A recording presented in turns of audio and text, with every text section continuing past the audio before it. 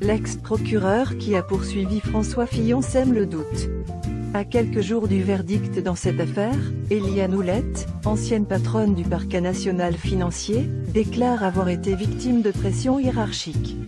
De très nombreuses demandes du parquet général qui s'ingéraient au quotidien dans l'action publique. Elles étaient d'un degré de précision ahurissante, je les ai ressenties comme une énorme pression. Rarement un ex-haut magistrat a autant étalé ses états d'âme qu'Éliane Houlette, entendue le 10 juin dernier par la commission d'enquête de l'Assemblée nationale consacrée aux obstacles à l'indépendance du pouvoir judiciaire. Elle évoquait la façon dont elle a vécu l'affaire qui précipita la chute de François Fillon, lors de la dernière élection présidentielle.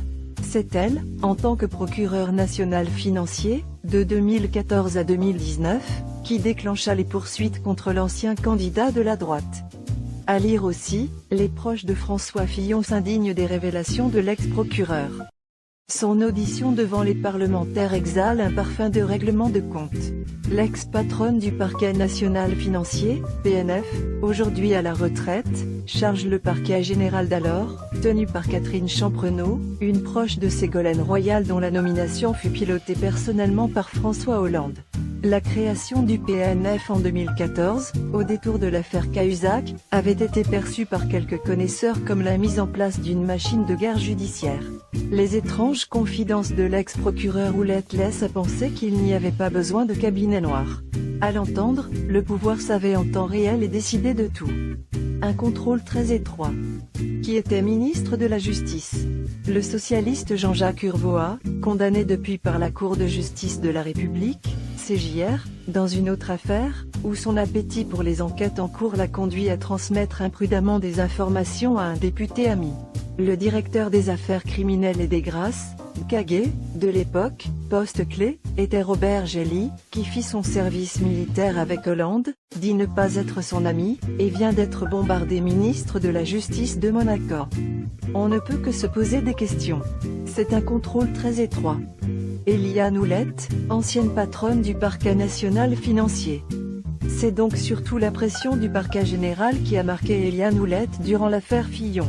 Il voulait des remontées d'informations le plus vite possible sur les derniers actes d'investigation, des demandes qui lui étaient parfois adressées pour les actes de la veille, et qu'elle devait synthétiser avant 11 h le lendemain.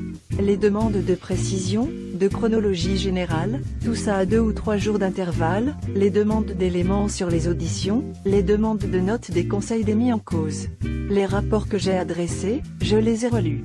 Il y a des rapports qui étaient circonstanciés, qui faisaient 10 pages, précis, clairs, voilà, a soutenu l'ex-magistrate devant les députés interloqués. Et d'ajouter, on ne peut que se poser des questions. C'est un contrôle très étroit. Un pavé dans la mare. Que n'a-t-elle protesté publiquement à l'époque? Car enfin, ce qu'elle déclare laisse presque sans voix. Elle parle d'une réunion lors de laquelle on lui aurait demandé d'ouvrir une information judiciaire contre François Fillon, alors que les investigations avaient lieu jusque-là dans le cadre d'une enquête préliminaire. Le 15 février 2017, à Paris, elle a déféré à l'invitation. J'ai été convoquée au parquet général, j'y suis allée avec 3 de mes collègues, d'ailleurs, parce que le choix procédural que j'avais adopté ne convenait pas. On m'engageait à changer de voie procédurale, c'est-à-dire à ouvrir une information judiciaire. J'ai reçu une dépêche du procureur général en ce sens, a-t-elle dit devant les députés. Elle avoue avoir finalement été elle-même convaincue qu'il fallait ouvrir une information judiciaire, ce qu'elle fera le 24 février 2017. Puis un nouveau désaccord éclatera quant au terme du communiqué de presse. On y désignait François Fillon quasiment comme coupable.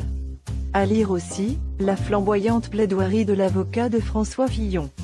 Le parquet général en prend pour son grade, je n'ai pas eu le sentiment que nous faisions cause commune, assène-t-elle. Avait-on le droit de lui forcer la main ainsi?